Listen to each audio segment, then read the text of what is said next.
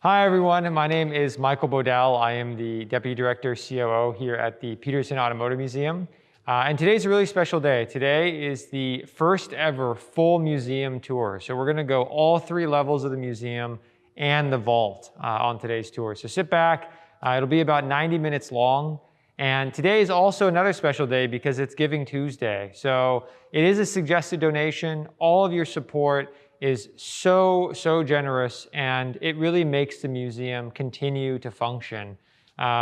Tours like this, our education programs have all moved online. And so in order for us to continue these, your support is needed. So thank you so much. And let's get started with the tour. So we're on the third floor of the museum right now, the Otis Booth History floor. And the newest exhibit, which actually has not been seen by the public, is the history of the supercars. And when you walk into the exhibit, the first car you see is this beautiful 1988 Lamborghini Countach. This one happens to belong to a friend of the museum, Matt Farah. So if you're familiar with Matt, you can give him a shout. This is his car, and we thank him for lending us this. But the Lamborghini Countach really embodies what we think about when we think of supercars. Especially modern day supercars. It's got an extremely aggressive styling that really makes the car look like it's moving when it's not even in motion. It's got the iconic scissor doors. The car is immensely powerful. This had the rear mounted V12 engine with over 400 horsepower. And this was a Gandini design, and also, for those of you who don't know, a young Horatio Pagani design as well. He actually was the inspiration for some of the composites used on this car. At the time, the Countach was a poster car. You saw this on the walls of a lot of children, along with the Porsche 959, which it was going against. And it really sets the tone for this exhibit. So let's keep going through. You'll see a couple of the cars out of place. This exhibit is not complete yet. We are still in the process of putting it all together before we open to the public. We have been closed since March. And one of the cars that's not really part of the exhibit but fits into our timeline of the history floor is the 1886 Patent Benz. And this car really is the inception of motorized travel for our society. Mobility really dates back further. The graphic on the wall that the car sits in front of is a 1769 Cuno, which was a steam-powered vehicle. But the Patent Benz was, media and attention to cars. Bertha Benz, who actually financed the project because Carl was the designer and engineer, went on a 65-mile stress test of this car just to show what it could do. And that's what really set the tone for cars. And juxtaposition to the Benz is our 1900 Smith, which was the first gasoline-powered automobile built in California. And this one features a lot of the kind of creature comforts we expect on cars today. It's got four wheels. It's got a little bit of padding on the seat for comfort. It's got suspension, two headlights, and a little bit of storage. You'll notice there's little embellished rings on the front. That's for if the vehicle broke down or you got stuck in the mud. And this car, obviously, with its LA story, is really important to the museum and our mission to highlight and preserve LA-based vehicles. So getting into supercars, this is a really perfect place to start. So this is our 1913 Mercer Raceabout. And when you think about the inception of speed, you really do think about Mercer. Mercer was an extremely successful competition car. The Mercer was known at the American Grand Prix, which took place in Santa Monica, California, as a winner. It competed and unfortunately lost in the first Indianapolis 500. But if you look at this car compared to other cars in the teens, it's so low, which is more aerodynamic. The car was capable of upwards of 60 plus miles an hour. And this one so happens to be in pretty much original condition. So over 100 years old. And this car it was painted once in the 50s, but other than that is completely original. So it's still a beautiful running vehicle. It's one of the crown jewels of our collection. And it really is a masterpiece of engineering if you think about something that's really stood up to over 100 years of time. So this sets the tone for the Supercars exhibit. And we go from the teens into the next car, which is the 1923 Mercedes 28/95 Targa Florio. And so as you got into the 20s, a vehicle with a very high bonnet and long nose was to showcase that you had a big engine. And this car certainly had a big engine. This was actually Mercedes' first aircraft-derived engine. It was a 7.2 liter inline six, had 95 horsepower. And this car was campaigned from 1914 all the way through 1924. And the Targa Florio name was given to it because it was successfully competed in the Targa Florio race in Italy. And you look at this car and it just screams elegance, engineering, and speed. And it's also at a time when Art Deco was really starting to get off. So you can see a lot of the embellishments highlighted. The form is being highlighted as sculpture and function.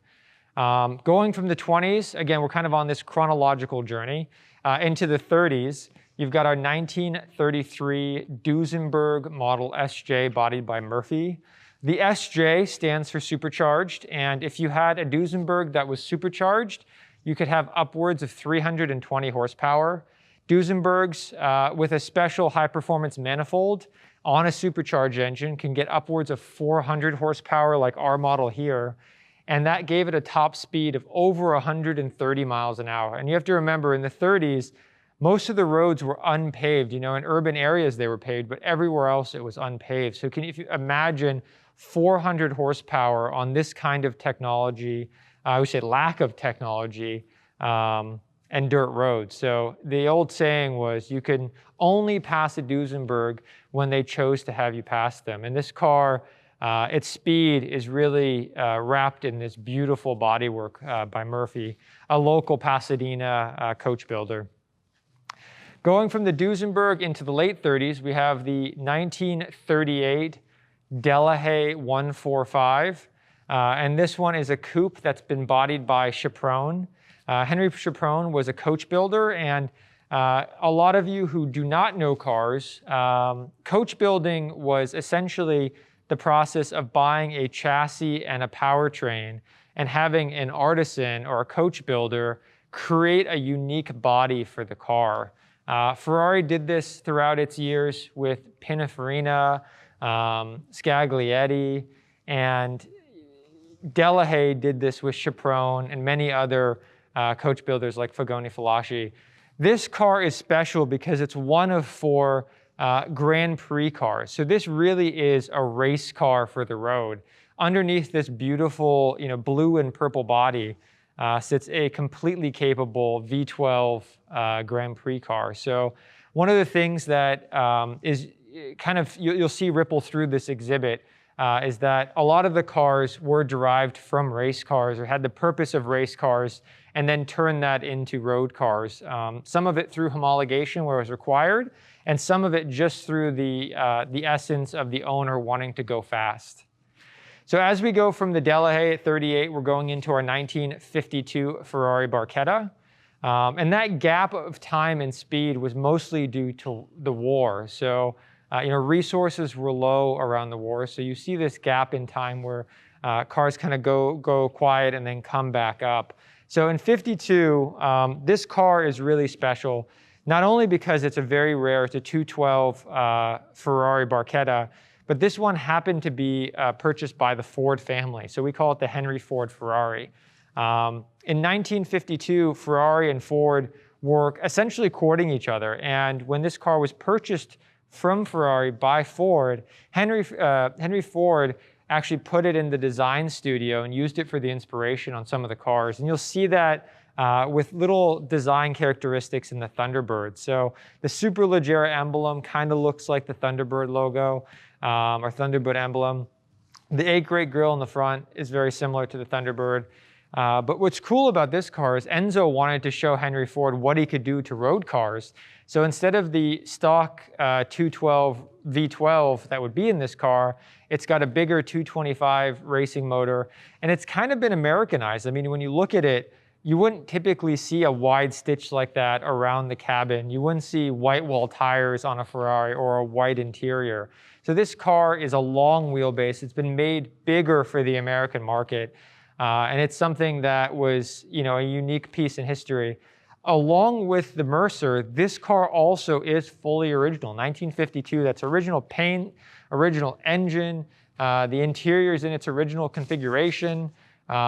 This car is a perfect example of preservation, and it's one of the gems of the Petersen collection. One of the things I should mention in this exhibit as well, and other exhibits in the museum, is that not all these cars belong to us. So some of them are our cars, but some of them are also cars from other collectors. And when we call on them to mount an exhibit like this, we're always greeted with such a great response. And we really thank the lenders who participate in our exhibits because they just make better content for us to share with the community. And talking about lender cars, right in front of us, we've got Bruce Meyer's 300 SL Gullwing. And this is 55. Bruce's Gullwing is done up probably in one of the most beautiful configurations you can have a Gullwing, with the custom luggage. You've got the knockoff wheels. You've got the black with the red interior, which is one of my favorite combinations. But the SL was really meant for racing. SL stood for super light. Sterling Moss drove an SL to victory. This car was probably the best engineered supercar of its time. In 55, this had a tube frame, which gave it better handling characteristics at speed. It was capable of 150 miles an hour, which again, for 55 was blistering fast. It had amazing acceleration. And I think that's the joy of looking at this evolution of supercars, is just to see how much refinement it takes just to hit that next threshold of speed. So going from 55, we actually jumped just over to 56 with my favorite car in the museum, which is a 1956 Jaguar XKSS. The XKSS was based on the Jaguar D-Type. The D-Type was Jaguar's successful Le Mans racer. And this car featured a 3.4-liter inline-six, about 250 horsepower, was capable of over 150 miles an hour. This particular model was owned by Steve McQueen, which makes it even more rare. There was only 16 of these built. Steve customized this car. So originally it was white with a red interior. He had the car painted this kind of British racing green. And he had Tony Nancy do the interior and Von Dutch build him a little custom glove box cubby. But 1956, this car was very much capable of getting you into trouble. With that top speed and the acceleration. I mean, 1956, this car would do 0 to 60 in under 6 seconds, which was unheard of. It would do 0 to 100 in 14 seconds, which even by today's standards is immensely fast. So, Steve got into some trouble with this car. There's a lot of great stories online. If you have questions on it, we've got a lot of history around this car, so definitely leave them in the comments, and we'll get to them. Going on to the next car, we've got the 1959 Ferrari 250 long wheelbase. This has Ferrari's famous 3-liter V12 in it. Again, an extremely capable car. We're kind of moving through the 50s slow, just because this was a really important time in supercar history as cars just began to refine their speed much better. The 250 GT long wheelbase Interim was the bridge. Interim was the kind of intermediate between this and the short wheelbase. This one was much more rare. I think they made about 9 of these. And the longer wheelbase gave a little bit of extra room in the back of the car for storage, made it a kind of a more supple ride, but was not a race car like the short wheelbase that was used to speed and anger. This one was used for road use. So we've covered British, German, Italian, and now we're going to get over to the American story. So Over here, you've got the 67 427 Cobra Jet. This is the big block. And for those of you who have seen Ford versus Ferrari, this car is paired with another really important car. But this featured the 7-liter V8. This was the car that people were deathly afraid of because of its speed. And this was the car that really, everybody wanted in its day. It was America's supercar. It was a car that Carroll Shelby built and campaigned. Cobras, both the 289 and the 427, are extremely desirable today because of just how raw and usable the performance is. And it really tethers you to the road. And this car sits next to the GT40, which, without the Cobra, the GT40, America wouldn't have had its competition at Le Mans. And so our 67 GT40 is one of 7. It's one of 4 that was left-hand drive. The GT40 had the 4.7-liter V8, had about 300 horsepower, could go over 160 miles an hour, and this was the road-going version.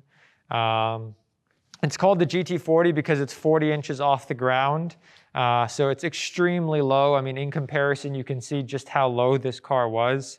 Dan Gurney, who famously drove this car to victory, had the bubble in his doors just because of his height. Dan was 6'4", 6'5", so he was a big guy, and this was a tiny car. But again, just the beauty of these cars as they developed through the 60s is amazing. I am a big fan of the GT40 and everything that's been done with it. And to see this car come back and win at Le Mans again in 2016 was just spectacular. So as we come around the corner, you're going to see some of the cars displaced. Again, this is a behind-the-scenes tour. The museum is closed. But carrying on with the theme of the 60s, you've got the 68 Lamborghini Miura. And the Miura was built in response to Ferrari, right? So everybody knows the story. The Lamborghini brand was built out of trying to make a better Ferrari, essentially, when Ferrari sent a very snarky note back to the owner of Lamborghini saying that the problems that he had with his car were not the fault of Ferrari, but they were the fault of the driver. So Lamborghini's response was this V12 supercar, and a lot of people consider the Miura the grandfather of supercars. And looking at this compared to the Countach, you can really see where the Countach got its design inspiration from. This car looked like a spaceship when it landed in '68. It was low slung, it had the rear engine, powertrain, and its performance matched everything with its V12 engine. So going from the Miura over into the 70s, you've got the Lancia Stratos. The Lancia Stratos used the 2.4-liter engine out of a Ferrari Dino. And this was a homologated car. The Stratos was created for one purpose, and really one purpose only, which was going rally racing.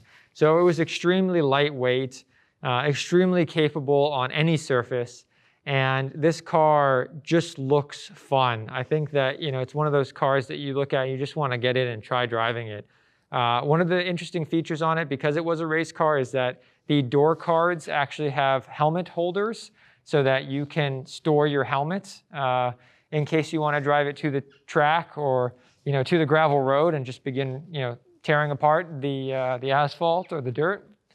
That sits next to the BMW M1, and I think it's interesting to have an M1 in this display because the M1 is one of those cars that you really just never see. A lot of these supercars in the exhibit you'll see at a Cars and Coffee or at a car show. M1s are very much unicorns.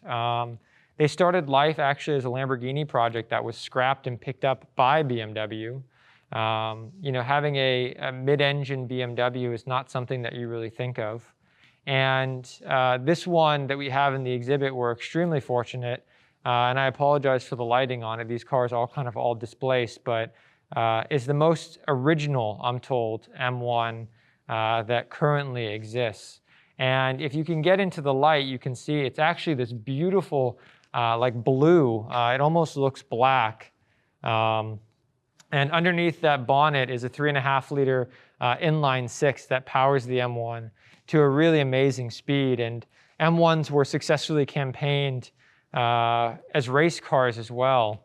And if you see them race, you'll understand that everything BMW did with that car just kind of makes sense. So as we go into the 80s, you've got the Ferrari Testarossa, and this one is a black with a tan interior Testarossa. Typically, when you see Testarossas, you think of red, yellow, white. Black kind of hides the lines that make this car special, but those side fins for cooling the engine were really unique to the time. I mean, just like the Lamborghini Countach, the Ferrari Testarossa was a high-performance car that was usable in the era, and it was campaigned. I mean, this car was in Miami Vice, not this particular car, but the Ferrari Testarossa, and made people want Ferraris. It was a time in the 80s when supercars were getting more and more usable, and you'd see them out on the road more often. Next to the Ferrari Testarossa, you've got the Porsche 959. The 959 at the time, in the late 80s, 88, was going against the Lamborghini Countach, which was a little bit more of an aggressive take on a supercar. Porsche approached the supercar in a very refined way. The 959 was born out of homologation as well. It came from the Paris to Dakar 953 rally car. It stole the technology out of that, which was mostly its all-wheel drive system and its sequential turbocharging, and applied it to an extremely advanced road car. 959 was capable of 0 to 60 in 3.9 seconds and about 190 miles an hour, which for the late 80s was extremely fast. And S variants like this one were capable of 210 miles an hour, which just absolutely blew the competition away. And it was a 210 miles an hour that was usable. A lot of the cars in the 80s, had top speeds that were kind of theoretical because they were extremely difficult to reach because of the driving characteristics of the car. Porsche knew how to race. I mean, Porsche's history is steeped in racing competition. So this car is extremely refined and an absolute pleasure to drive. And it sits right next to essentially its own competition. So Roof was basically a Porsche hot rod company that would take a Porsche and modify it to its limits, changing the driving characteristics, changing the engine, and wrapping it in a package that didn't look too different from a stock 911. And that was something that really took everybody by storm. If you're like myself, you saw this car in road and track, or you played in video games with this car. But the Roof Yellowbird, this one happens to be serial number 1, was capable of 211 miles an hour. So just that extra little nudge above Porsche, but so much more aggressive. There's amazing videos of the Yellowbird, this car drifting on the Nürburgring, which you would not expect for a Porsche as it is refined. But this one is, I would say, a little bit more aggressive. Sitting next to the Roof Yellowbird, you've got the Acura NSX. And now you're going into the 90s. So the NSX was really created out of the need for a usable supercar. Honda took the approach of, if you're going to have a performance car, why not be able to use it every single day without fail? Hondas are known for reliability, and that's what they really wanted to showcase, is that you could make a high-performance car that was also reliable. And so you've got a mid-engined performance car that had its suspension and power telemetry tested by the best. Ayrton Senna and our board member, Bobby Rahal, did the testing on this car to make sure that it handled exactly as it was intended to. There was a very famous scene in the film Pulp Fiction that an NSX took place in. And NSX featured a 3-liter V6. It had 270 horsepower, which for its weight was just enough. A lot of people didn't like the fact that they were considered underpowered. Under 300 horsepower for a supercar is light, but they were still capable.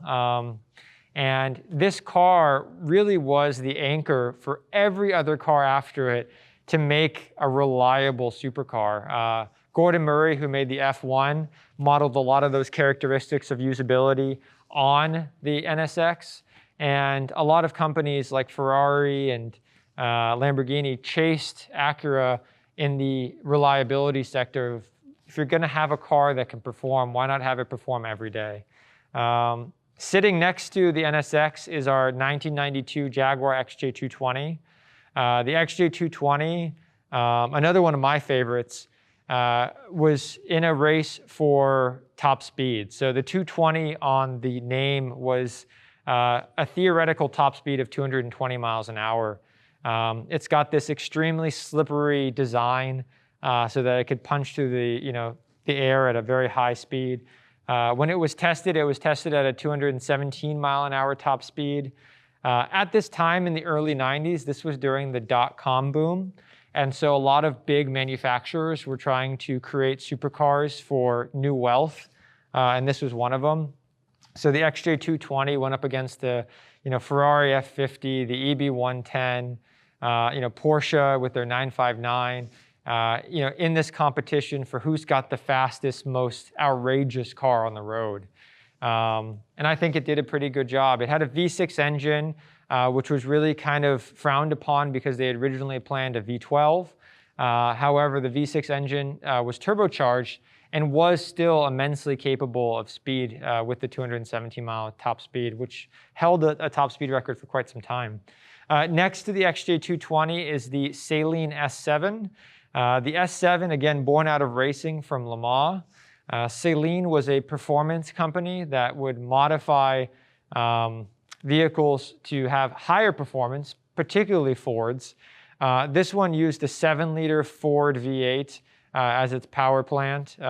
Over 220 miles an hour for the Saleen S7, so an extremely fast and capable car.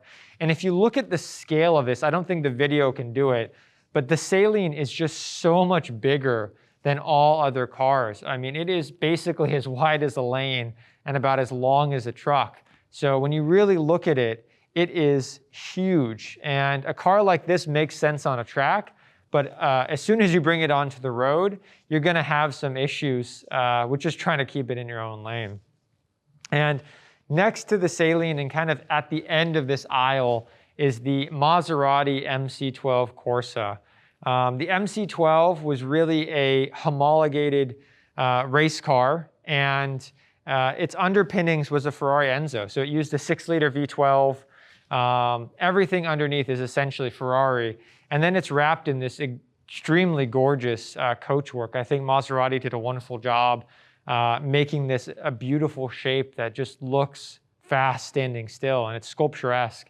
Michael Schumacher was used in the development of the MC12, and this one is really special in that it's the only black MC12 that's on the road.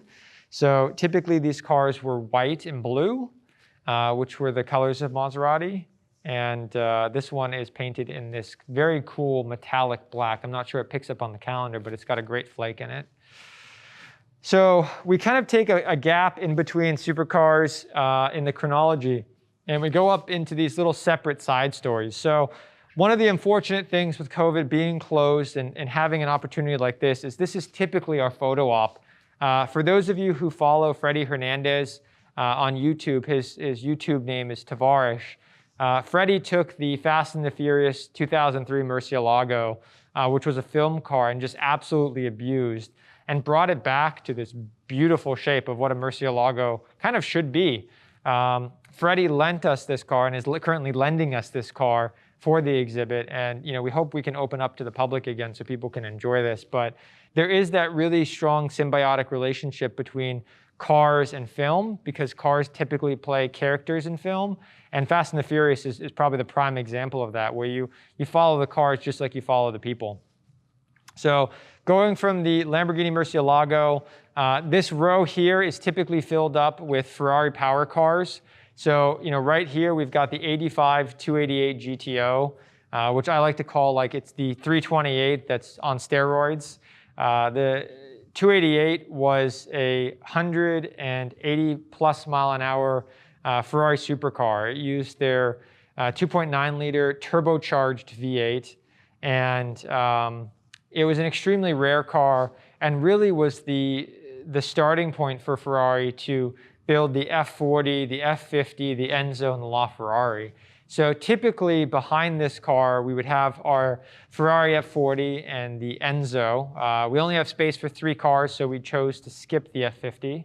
And you can get angry with me if you want, but unfortunately that was our decision, so we have to live with it. And the F40 and the Enzo were, again, those 2 big power cars that took homologation to the next level. F40 was a race car for the road. Enzo was a race car for the road. And typically they would sit in these spots. Our final 2 cars in here are the halo cars of the exhibit. When you think about supercars, you can't not think about McLaren. And most people think of modern day McLarens or the F1 as the starting point, but Bruce McLaren was an extremely talented engineer and race car driver. Bruce won in the GT40 at Le Mans in '66. And that was the very controversial win with Ken Miles. He also, built and designed his own cars, and this is one of them. So this is the M6 GT. This was based off of basically a Can-Am car. Can-Am was the most unrestricted form of racing. You could do any aero, any power plant.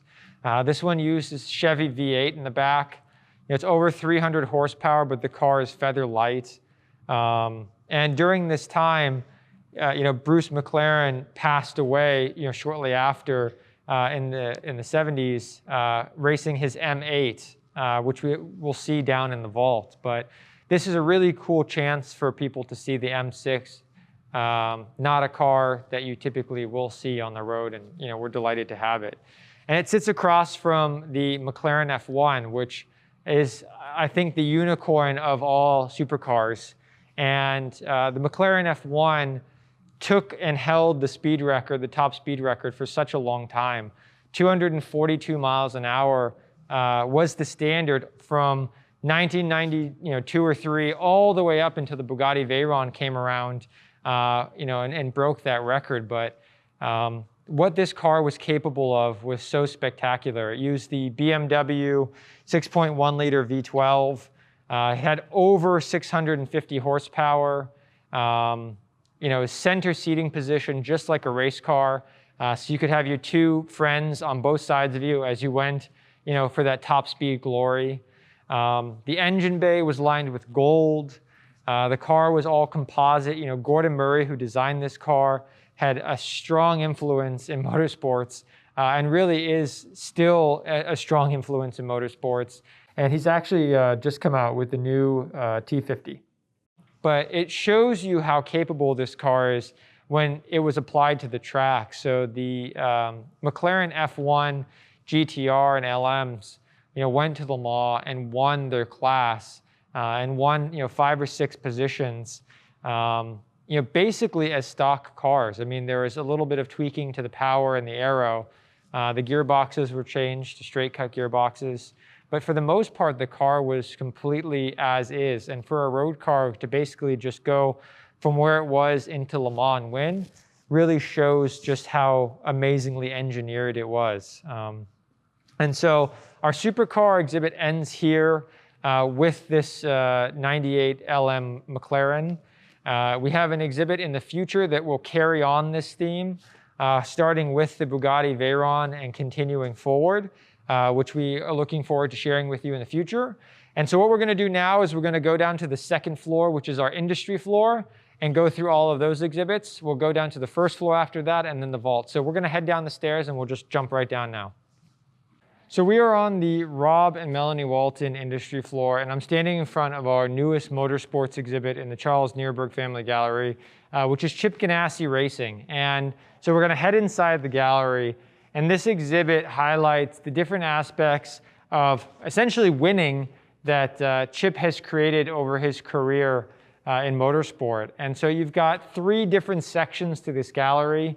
You've got sports cars, you've got Indy cars, and you've got NASCARs, which are the 3 different categories that Chip races in. And the NASCARs, you've got the 2001 Dodge Intrepid, you've got the Impala, And actually that newest vehicle edition is something we added earlier today. So we're always changing cars here in the museum. And then the middle section features Indy cars. And the cool thing about Indy cars is Chip was a kart racer. We actually started this exhibit with Chip's car right here in the middle, and it switched out.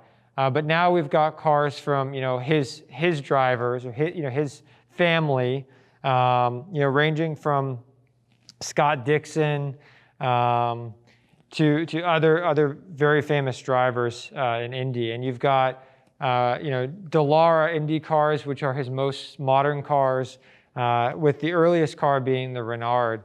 And I think the thing about Indy that a lot of people who watch racing don't expect is just how fast Indy cars top out at. Indy cars have a higher top speed than Formula One cars, and what the drivers are put through is just absolutely intense.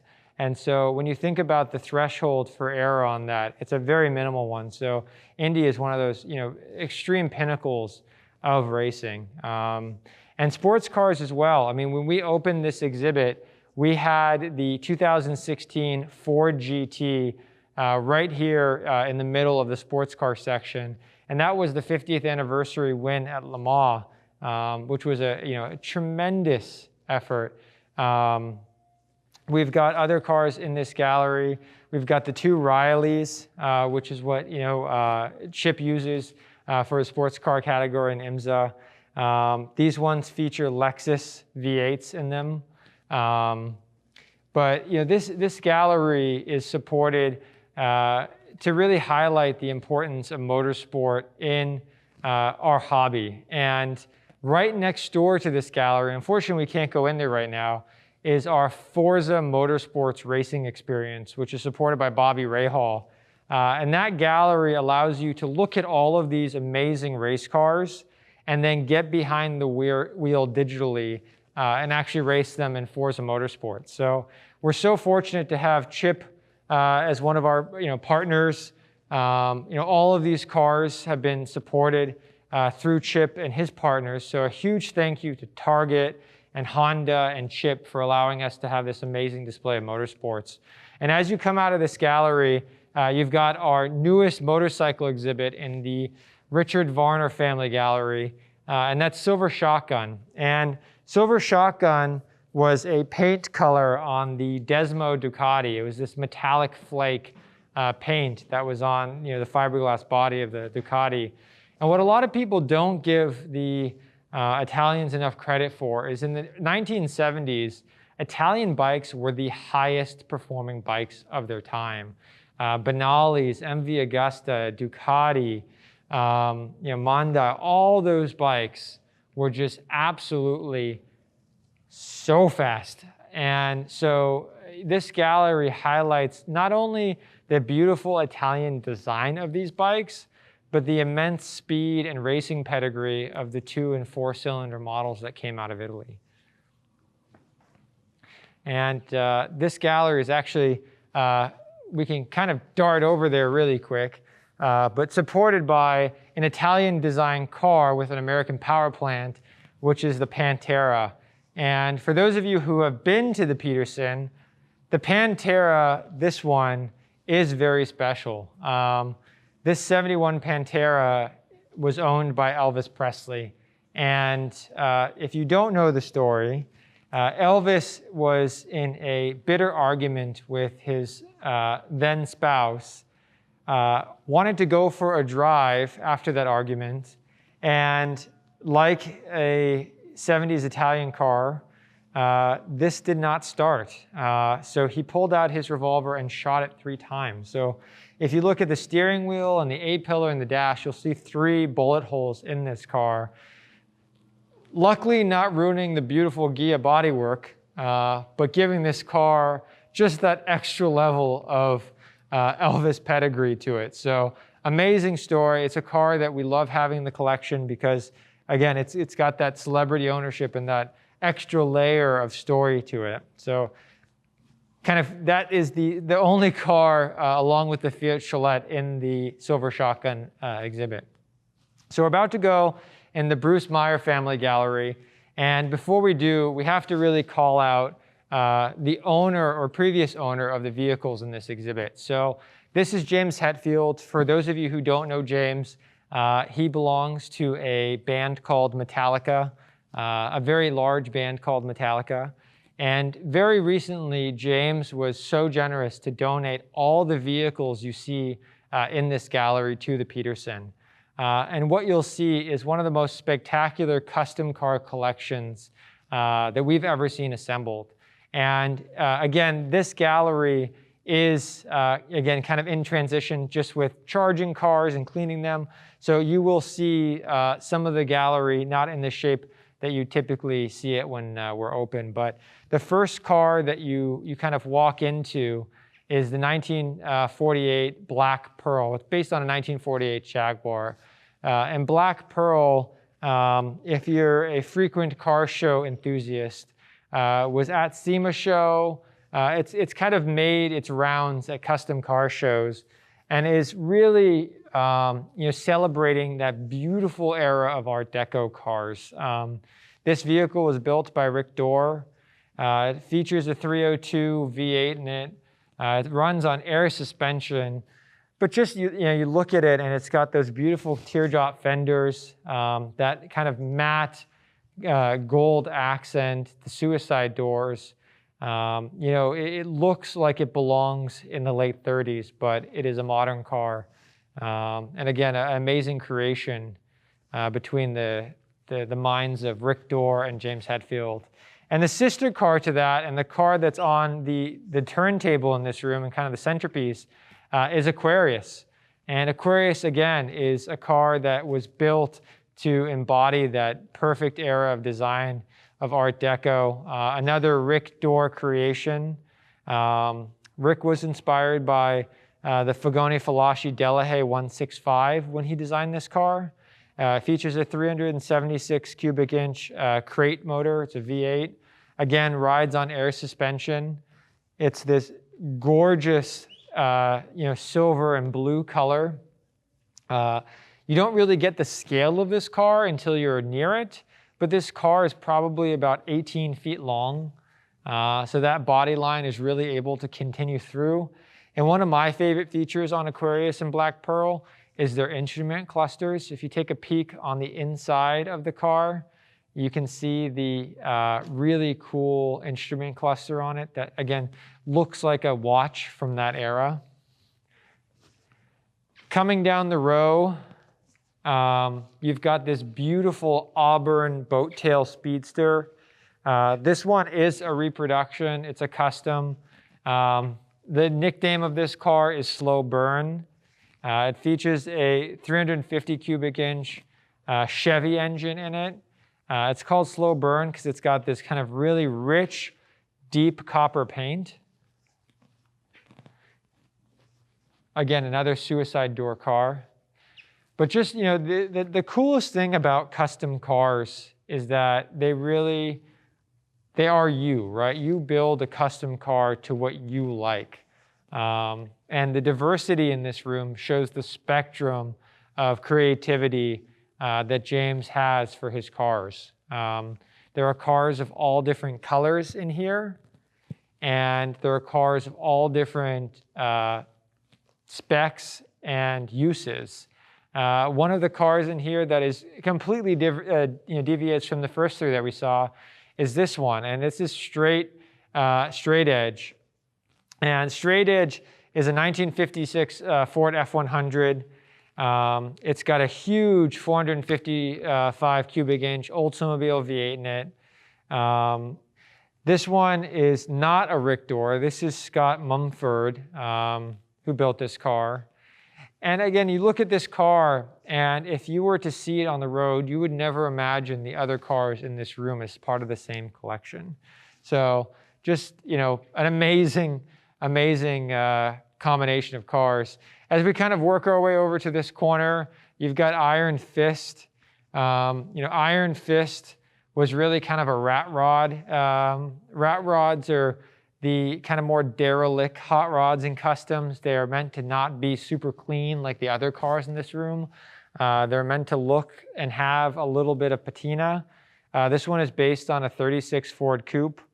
It's actually got a 350 cubic inch Chevy engine in it, V8, and another Scott build. But again, I think it's that diversity. This one just so happens to be paired with a really beautiful guitar, similar to one of the other vehicles in this collection. And I think the coolest part, and we actually have another video that we created with James on this collection, is just how much James wants to share his collection with the car community. I mean, the car community gave James inspiration for these cars, and he's kind of giving back. In front of you, you've got Crimson Ghost, and Crimson Ghost is another 37 Ford Coupe. This car, I don't know if the lighting shows it, but when the light hits it, again, you've got this beautiful, crimson color. It's this deep red, and all these cars, the paint on them is just so spectacular. This is another Rick Dorr creation. One of my favorite features on this car is the grille. The grille and the headlights have this really unique aspect to them that give the car dimension when you look at it from different angles.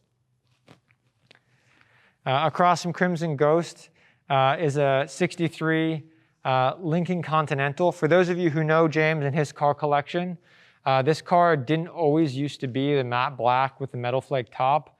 It actually used to be green, and it is kind of in its second life.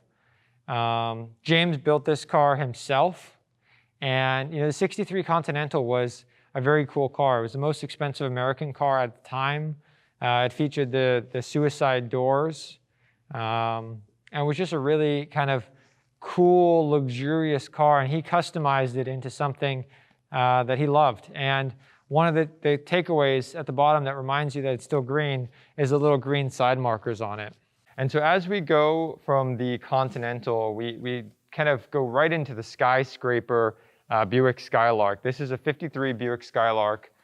This is another Rick Dorr custom, and this car really needs to be appreciated in direct light. You get a little bit of it because it's spotlit in here, but the paint is very similar to a balloon. It's this kind of violet color, but when the light hits it, it's got tones of yellow and green, very much like a balloon. And this car is paired just like Iron Fist with a guitar. This guitar is from ESP, who's one of the supporters of this gallery, which we're extremely grateful for, and an amp. So amazing car. Again, I'm not doing any of these cars justice. There's a tremendous write-up on our website, and there's a book that you can get on these cars that's now available, and we'll put the link in the description if you want to read about them. Finally, you can't have a good custom collection without a 32 Ford, and this 32 Ford is called Blackjack. It may look black on the screen. It is actually like a chocolate brown. Blackjack has a 296 Ford V8. It's got a kind of cognac colored interior. Josh Mills built this 32. And it's a classic hot rod. The 32 Ford was the car of choice of hot rodders because it was Ford's first V8. It's got this iconic stance as well. So if you're building customs and you have hot rods, 32 is one of the essential cars you want in your collection. And the final car in the gallery is Voodoo Priest, which is a 37 Lincoln Zephyr. And this is a Rick Dorr custom as well. This one actually belonged to a Vietnam veteran and was brought back to life. And I think if you look around the room, it's called reclaimed rust because all of these cars were given a second life. I think their second life was better in that these have all been really, really meticulously put back together. And if you look at the paint on the cars in this room, it's just so deep. I mean, it looks like it's endless. And I love these cars. We are so grateful to James for sharing these cars with us and sharing them with the world.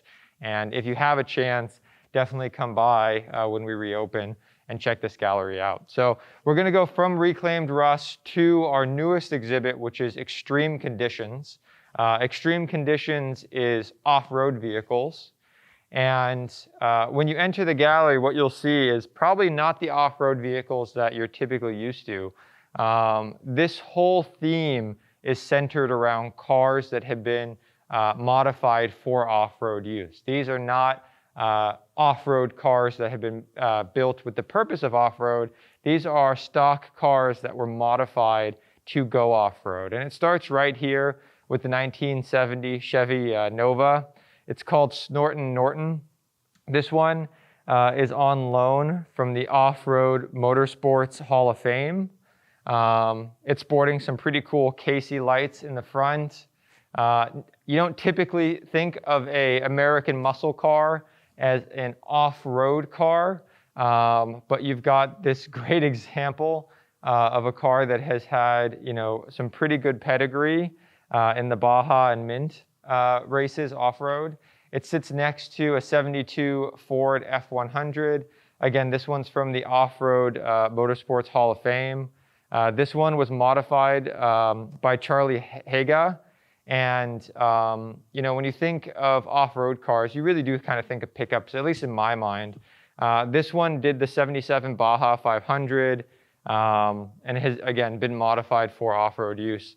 Finally, this is one of my favorites in the gallery. We have a 59 Triumph TR3, probably the least likely car that you would think of when you think of an off-road vehicle. And this Triumph TR3 did the Mexican 1000, and pretty much, a Triumph TR3, has a 2.1 liter, 4-cylinder engine, top speed of like 95 miles an hour. And you look at this thing and it almost looks like it belongs in Mad Max. And it really shows that, any car with enough will can become an off-road vehicle. And that's a pretty good transition over to the next car, which is Jeff Schwartz's Porsche Safari car. And Safari Porsches have actually become extremely popular in recent years. This one is an 89, which is the 964 body style. Jeff calls this one Desert Flyer. It's got a 3.6 liter flat six, about 300 horsepower. And it's the 50th anniversary of the car that competed at the NORA Mexican 1000. Jeff drives his cars. Porsche Safari cars are wonderful pieces of machinery. And when Porsche really tried to do, off-road and rally with the 953, we got the 959. So only good things have come from putting Porsches on, off-road environments. Next to it is the 65 Baja Bug. We couldn't have done this exhibit without a Baja Bug. Baja Bugs are kind of the quintessential desert racers. They were created for this purpose. Being air-cooled is extremely beneficial to off-road racing. This one came first in its class in 2017 and 2018 in the NORA Mexican 1000. And just a cool car. I mean, Bugs, you look at the body style and it doesn't really make sense as an off-road car until you lift it up and you put big wheels on it, and then everything starts to really come together. Again, another car that we couldn't have done the exhibit without is a Jeep. This one is an extremely important Jeep to us. This is the 2013 Goldie Rocks. This is the vehicle that belonged to Jesse Combs. Jesse Combs really did drive this car, modify this car. And when you look at cars that are on the road today that pull off-road history, Jeep and Land Rover really are the two.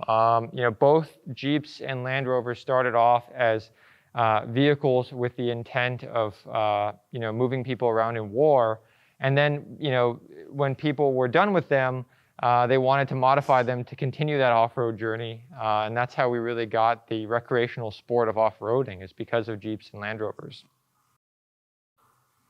So I don't know if you can see it from this angle, but this Power Wagon has a pretty impressive chassis, and this one happens to be fitted with a Willox swivel frame, and the swivel frame allows the car to essentially split in half, or the frame of the car to split in half so it can attack almost any terrain. And we have that next to the 58 Jeep. The Jeep is fitted with a track system, almost like a tank. And these two vehicles really perfectly represent just the extent that people will modify their stock vehicles. This one the Jeep was displayed, the FJ at SEMA, and cars like these are kind of stem from the modification and custom that we talked about in the Hetfield collection. People want to make these cars to their own specifications, and that's what they've done. In this corner, we've got our little Land Rover corner. Land Rover is our partner in this exhibit, and we couldn't have done this exhibit without them. Right here is a 66 Land Rover Series 109, and this one is fit with a Doormobile camper. This was an extremely desired in-period modification. These were made for not just Land Rovers, but other vehicles. Overlanding is a very popular trend, and in the pandemic, you see more and more people going to, on road trips and doing camping outdoors. Camping in your car right now is probably the safest thing you can do. So this is like a perfect throwback to what's being done today. And then you've got the modern equivalent, right? So this is one of my favorite cars, new cars right now, is the 2020 Land Rover Defender. One of my favorite features on these new Defenders is the see-through hood. It's one of the coolest things for off-roading in that on the heads-up display, you can basically look through the hood of the car with the camera system it has to see if there's any rocks you're about to hit. So these two cars kind of wrap up our extreme conditions exhibit. This exhibit sits in the Hot Rod and Custom Gallery of the museum. So this gallery is always a tribute to hot rods and custom cars. These have been customized. Again, stemming back to our roots with Bob Petersen, and there's a little tribute to the Petersen legacy on this wall over here. And this exhibit probably butts up against the polar opposite, which is called alternating currents. And alternating currents takes you through electrification. Cars started off electric way back in the late 1800s with the loaner Porsche and others.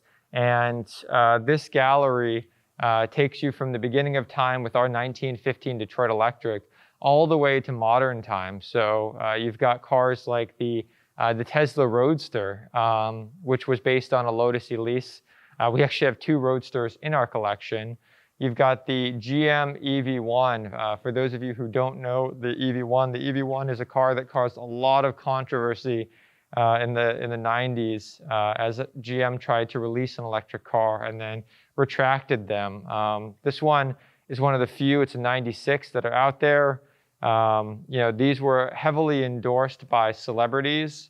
And then if you've seen the movie Who Killed the Electric Car, most of them were unfortunately crushed. You've got the 1996 Corbin Sparrow.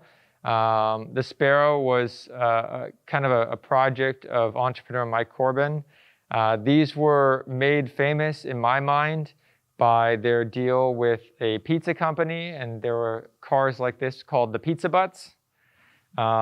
Next to it, you've got the US Electric. This is probably one of the most intact US Electrics that are around. The US Electric car GTP was an effort to basically show how electric cars could not function only as transportation. They could function as a beautiful designed car. These were sold for $75,000 in the 1994 Neiman Marcus catalog. They were not successful, but kind of took that same thought process that Elon Musk had of, you start with a car that people want, like a sports car, then you go to a sedan, and then you make a cheaper version of that. That was that same kind of thought process. And talking about Tesla, we actually have a prototype Model S here, which is very rare. We are very good friends with the people at Tesla. They're very kind to us in that they allow us to display a lot of their concepts. And the Model S is a really cool one. I think that you look at this car and it really does look like a Model S, but there are just certain design characteristics that are different on the production car. But it's always amazing to see how a designer kind of imagines a car to be and then how it changes when it actually goes into production. Tesla is pretty famous in, I would say, over-delivering on the production models. Right here, you've got the Faraday Future FF01. This was a racing concept with 1,000 horsepower. For those of you who don't know Faraday Future, you can search about them. This car was intended very similar to what the Ferrari FXX was intended, which was a track-oriented car that would be delivered to the track and raced for you. Along the back wall, you've got the Bollinger, the Electromechanica, and the Karma, all brand new electric models. The Bollinger is kind of reminiscent of an early Land Rover design. It has a range of about 150 miles. The Solo is a three-wheel vehicle. It's Electromechanica. The original company was actually Intermechanica, and they made a really amazing sports car, the Spider. It's one of my favorite cars. And they have since developed into a electric car manufacturer. And then you've got the 2020 Karma. This is the Rivero. No longer Fisker. Fisker had Karma, left, and it was purchased by another company and turned and basically revitalized into this model here. Finally, the gallery is kind of capped with our 1915 Detroit Electric. What I love to say about the Detroit Electric is, the range on it is so impressive for a car in the teens. It got 80 miles range. And if you look at cars today, like the Fiat 500e or some of the other smaller electric cars, that's about the range that they get. And this is 105 years old. Granted, the battery technology and the infrastructure was not there. These cars potentially took up to a week to charge and only got a top speed of about 20-25 miles an hour. The engineering behind them was extremely impressive. And again, the prevalence of electric cars in the early development of the automobile was high, and it wasn't until cars hit the assembly line that electric cars began to fade. But a great example of a Detroit Electric, Henry Ford's wife drove an electric car, and it kind of just shows you that the technology has been there. They just haven't been given the adequate attention to be massively adopted. We're actually starting in this exhibit backwards, but this is our Building an Electric Future exhibit with Volkswagen. So this is our production gallery, and kind of carrying that same electrification theme through the exhibit. We chose Volkswagen as our partner because they are really leading the race when it comes to mass distribution of electric cars, and they've done that with their ID line. This again is the end of the exhibit, so it shows the ID Buzz, which is their VW bus kind of for 2022.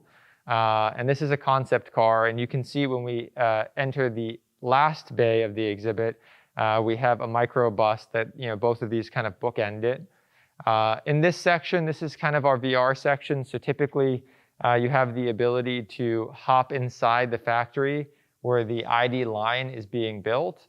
We have headsets in here that are typically working. Again, we're closed right now, and all of our tactiles are no longer available. So unfortunately, this portion of the exhibit is closed. And then in the middle of the gallery, you've got the ID.3. And this is the, I would say, most crucial part of the assembly process. It's called the marriage, and it's where the body of the car is, married, or it's lowered down onto the chassis and the powertrain. This one is the ID.3. The ID.3 is the first ID car to be delivered to the public. It features their MEB platform, which is extremely impressive. It's the platform that essentially is modular for electric vehicles in their lineup. So it can have a single or dual motor configuration, but it's kind of supported by this power pack in the center of batteries. Across from the ID.3, we can jump across into our Bugatti display, still in the Volkswagen family, but we've got the EB110 from 1994. This is our car. The EB110 had a top speed of 210 miles an hour. These ones were built in Italy and famously tested by Michael Schumacher. And these cars were so ahead of their time. Unfortunately, the endeavor was just not successful from a business perspective. But without this car, we wouldn't have the Veyron or the Chiron or the Devo. This car was so advanced. In 1994, it had active aerodynamics, 4 turbochargers, all-wheel drive, over 600, or this one was close to 600 horsepower. I think it was like 560 horsepower. But yeah, they just were not a successful business endeavor. But now they're really starting to be appreciated. They featured that glorious 3.5-liter V12 that was quad turbocharged. And then across from that, you show the next iteration, right? This car allowed the Veyron to be created. Volkswagen purchased the Bugatti brand, and the Veyron was the first model that hit production, I should say, real production. And it became the fastest car in the world. This took away the title of the McLaren F1 by going 252 miles an hour.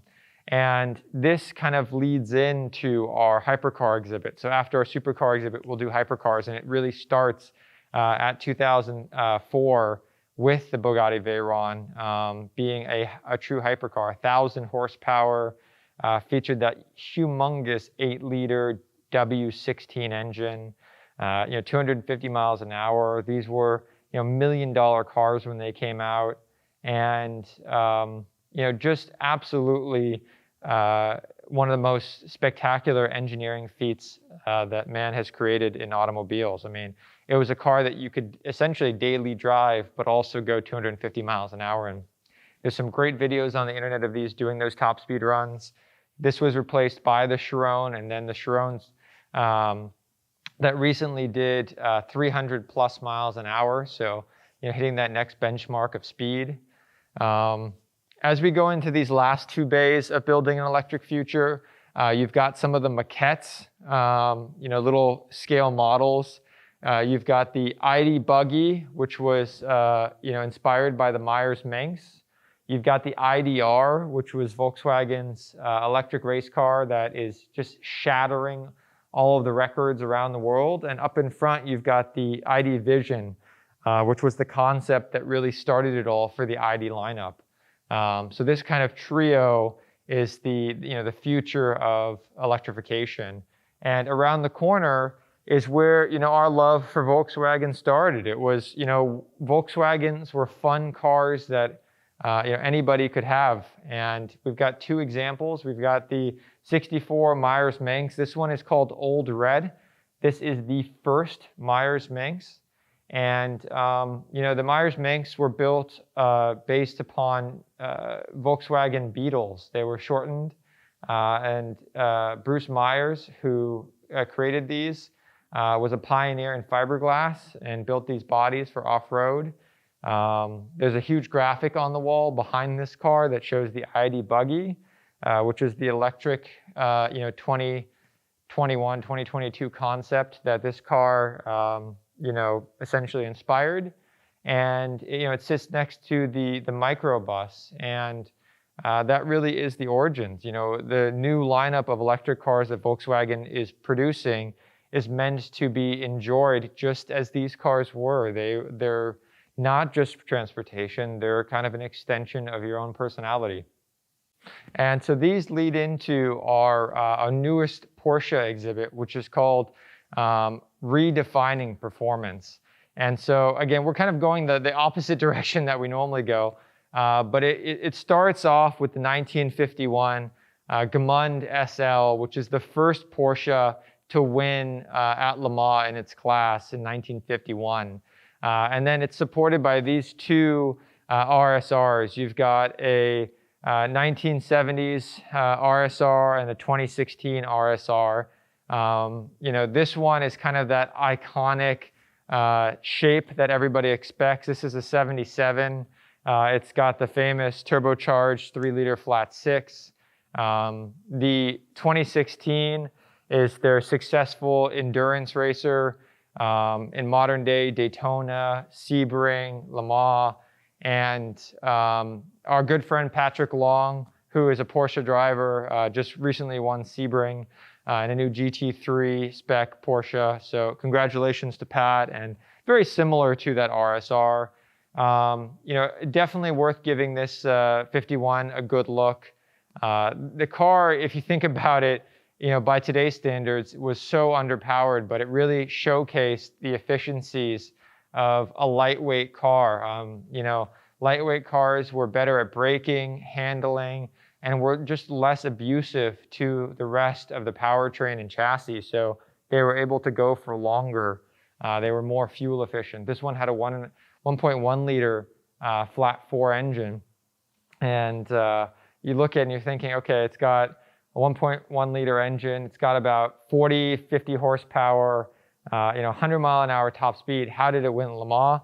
It won at Le Mans because you go for 24 hours. And in order to be successful, you've got to actually complete the race. And so this was one of the ways that Porsche did that, and obviously paired it with some pretty spectacular drivers. Behind the Porsche exhibit, you've got Art Center College of Design, and that's paired with our Pixar Discovery Center. Both of those areas are kind of the younger and older students.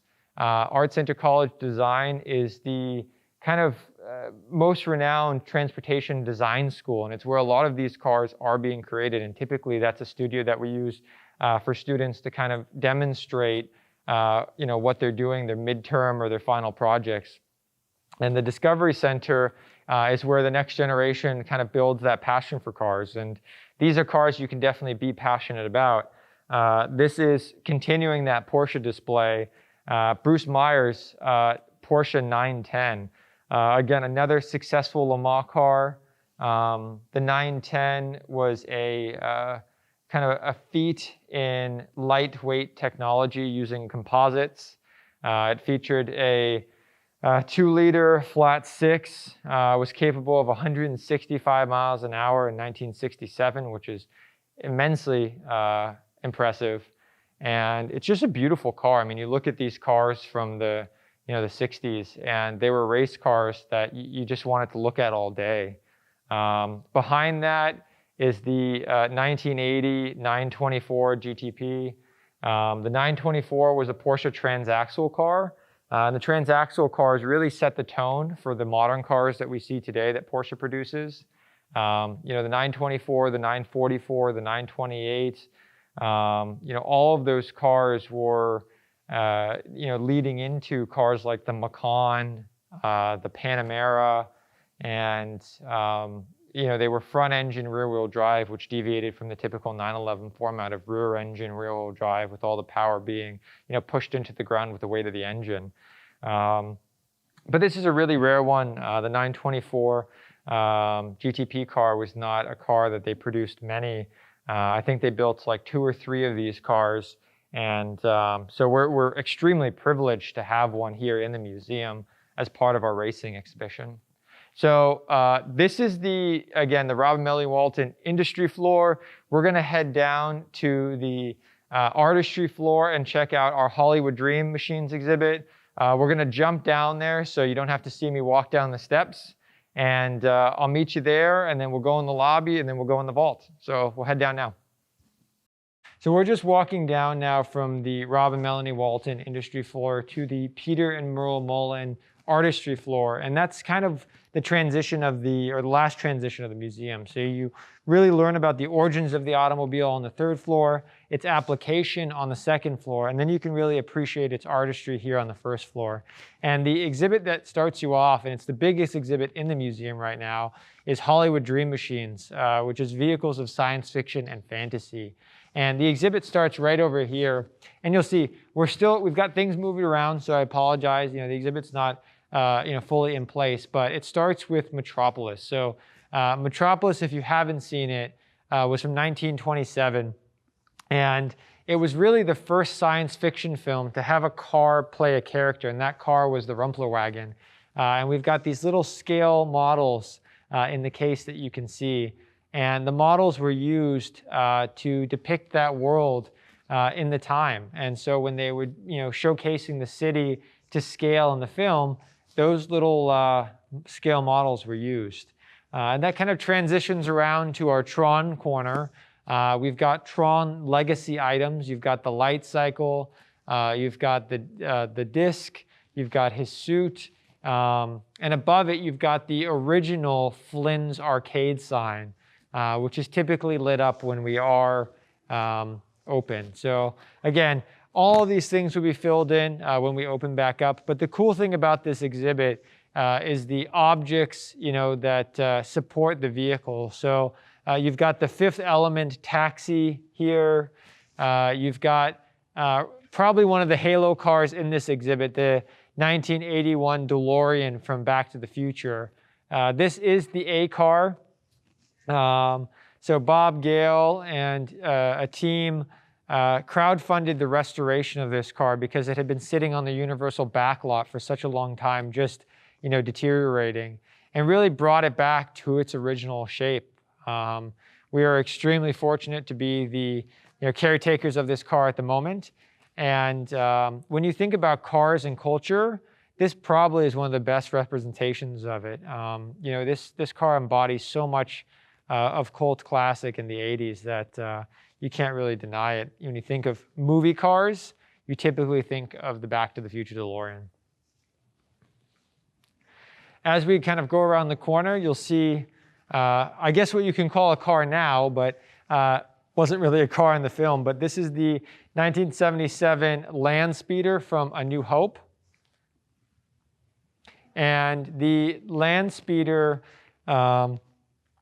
really was a character in the film. I think one of the cool things about this is you really see how the car is not in perfect, or the vehicle is not in perfect condition. A lot of times films will use the shape of the vehicle to paint the picture of where the character is. And Luke obviously was not a wealthy individual who had a new Land Speeder. His Land Speeder was a little bit, beat up and put together. And that was the beauty and the storytelling component of it. When this car or this vehicle was used in the film, it was displayed with a mirrored skirt around the bottom of it. And if you look it up, you can see pictures of it with that skirt. It does have a Honda powertrain in it. It still, to my knowledge, is a functioning vehicle. And just, again, another kind of halo car.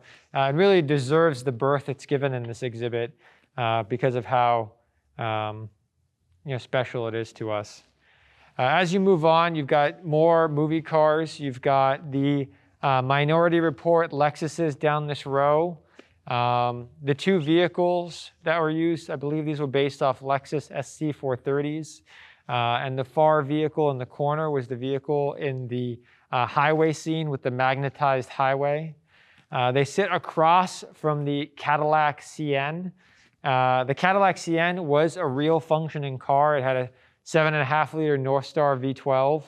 Unfortunately, Cadillac never built this car, but if they did, it would have been absolutely spectacular. This was used in the film The Island with Ewan McGregor and Scarlett Johansson. It was also chased by the Wasp, which is that vehicle above it, like a hover machine.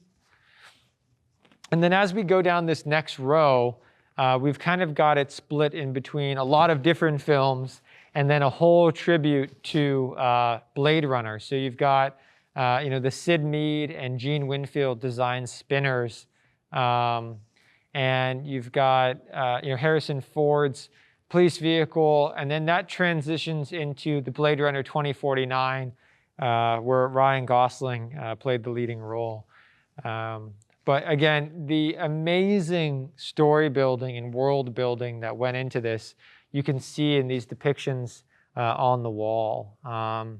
Science fiction and reality have this really amazing symbiotic relationship where science fiction essentially inspires what we create in the future for technology, and cars and film have that same symbiotic relationship. And in cars like this, the Audi RSQ, it was a car that was built for a movie but inspired the Audi R8's design. This RSQ was used in the film I, Robot with Will Smith. And cars like the GM Ultralight, which is a few cars down, were built and then used by film. They were so futuristic looking that they placed well into the future, and in that case, in Demolition Men, about 50 to 60 years in the future ahead of its time. The cricket and the helicopter are from the film AI, which was another early 2000s science fiction film about robots, or cyborgs, I should say.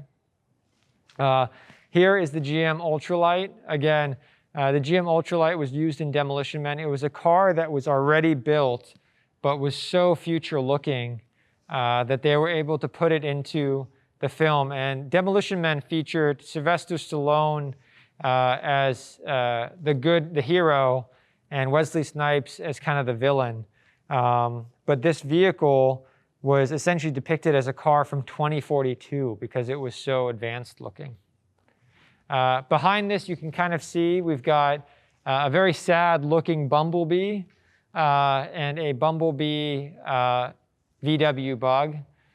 They are covered right now just because we don't want them to get dusty, and they are very difficult to dust with the height of Bumblebee. Over in this corner, we've got our tribute to Batman, but before I get into that, I should talk about the big car in the room, or the elephant car in the room, which is the Halo Warthog. This Halo Warthog is built, it's a real running vehicle on a Hummer H1, and is part of the Worlds Reimagined experience we have with Microsoft. Microsoft is our partner in this exhibit and created an augmented reality experience using HoloLens. And that experience elevates the storytelling for both the Back to the Future DeLorean and the Halo Warthog. So getting into the Batman of it all, we've got the 1966 Adam West Yamaha, which was the Adam West Batman and Robin in the passenger seat. The passenger seat's interesting because that is actually a real go-kart that kind of ejects out of that sidecar. That sits next to our 1989 Batman Returns Batmobile. This was the Tim Burton Batman, where Michael Keaton played Batman.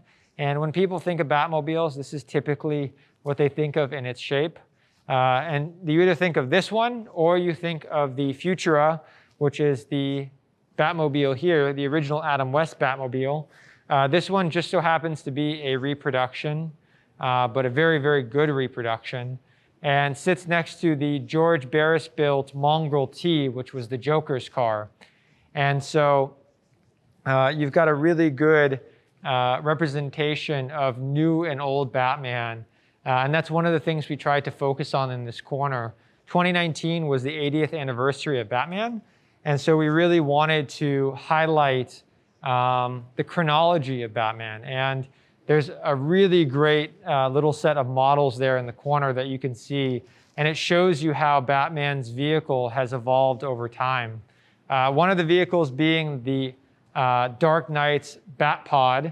And the Batpod ejects itself from the Tumbler, which is Christian Bale's, I might as well just say a tank, and becomes its own standalone vehicle. Christian Bale being the most modern Batman, and I believe he's being replaced now by a new Batman very, very soon. So there'll be yet another Batmobile to add into this sequence. But if you take a look throughout history, you can see that the Batmobile has evolved from pretty much a regular car into something that is nowhere close to a regular car. And their visions of the future. Batman in the 30s started off actually very dark, similar to how the Dark Knight is depicted, and got much, much more, more family friendly, and then started to get darker again as you got into the Tim Burton era. So what we're doing is now we're gonna go down into our vault. We'll skip ahead of me going down the stairs, but I'll see you down in the lower level, and we'll start the tour down there. Hi everyone, so we are down here in the lower level, which is the final level of our tour. For those of you who know this level, this is, as we walk past these doors, the vault of the Petersen. A lot of people don't know this, but the Petersen Automotive Museum takes up an entire city block. So we have a full city block underground of vehicle storage, and that's what the vault is. So as we pass through these doors, some of the things you'll see are cars that are in progress. So as we go into the shop, you know, the shop and the rest of the vault is much more intimate. What you'll notice down here versus the rest of the museum is that there are no barriers between you and the cars, which is, I think, what really makes the vault special. And one of the kind of fun places that you don't typically get to see on the tour is our shop. It is a working shop, so we have cars you know, being maintained at the moment alongside other cars being displayed. And we've got everything here. You can see, you know, we've got our Nissan Transporter being worked on. This is a recent donation. It's a Beck 550 kit car. You have the 46 Curtis Indy car, which was the first Curtis post-war. You've got this new donation, which is a 1939 Packard that used to be on a Rolls-Royce chassis. You've got our 1948 Davis Devon right there in the corner getting worked on. That's one of 16 Davises built. It was 3 wheels and way ahead of its time. We actually did a crowdfunding campaign back in 2015 to have that car restored to its original condition, and we did so. The whole lineup on this side is all sports cars. So we are in the Tom and Sharon Malloy workshop. And Tom Malloy, if you know him, is steeped in motorsports with Ed Pink engines. And to start this row off, you've got the 1961 Brabham BT8, which was Jack Brabham's first race car. Next to that, you've got the McLaren M8E/F. It's an E chassis and powertrain and an F body. You've got the Toyota GTP Eagle. Next to that, you've got the George Fulmer Lola T70. A movie car in between, and then you've got Bobby Rahal's Reynard Indy car, another Gurney Eagle Indy car, and an AJ Foyt Indy car. So a spectacular row of cars here. And I think the coolest part about all of them is that every single one of those cars was a donation to the Petersen. So as you go through the vault, the majority of the cars down here are cars that were belong to the Petersen or were donated to the Petersen. And these two are great examples of just, you know, the kind of history that you'll pass through as you're going on your tour. You've got a 1922 Studebaker paddy wagon police car next to King George V's 1910 Daimler. And that Daimler is sitting right next to a little Triumph Spitfire hot rod. So as you come down to the vault, there are so many different cars and diversity in cars that you'll see. The Xeno 3, this was a concept car from a student at Art Center. You've got another one of our project cars, which is an Audi S4 that's being converted, a wagon. You've got a Tactile. So this was in our children's area before closing. It's from Chip Ganassi, and it's actually a car that you can get into. So it gives kids and older kids like ourselves an opportunity to actually sit in a real life Indy car that was campaigned. Across from that, you've got an Amber winner. Amber is America's most beautiful roadster, a Porsche 914-6, a electric, wind, and solar-powered vehicle. So again, this is all just kind of the flavor of the vault, and we haven't really even entered it. This area is kind of like the holding area. So what we're gonna do is we're gonna adjust ourselves down the center row and do like a big horseshoe as we go through the vault. I'm not able to cover everything down here, and if there's something that I passed by or I didn't cover in detail that you want to see, let us know in the chat and we'll come back to it on another day and do a video around it. So really quickly, right now I'm standing in front of Bob Petersen's Bentley Turbo R. One of the things that's unique about this is that it's hot rod red. It's got that vanity plate hot rod on it, and this was one of his daily drivers. So this car is really special to us. The exterior red on the color of the museum is also hot rod red. Hot rod is our origins. Bob Petersen founded Hot Rod Magazine in 1948. Without that, we wouldn't have car culture like it is today. So a huge thank you to Bob Petersen. And this car is super special.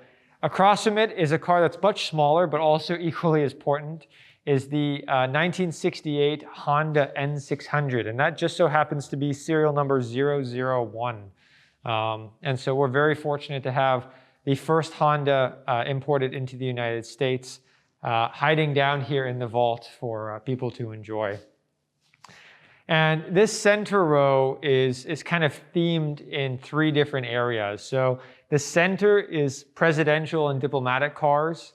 The right side, my right side, is all Hollywood cars, and the left side is European. So we're going to start right here with the Lincoln Zephyr. This was FDR's Lincoln Zephyr.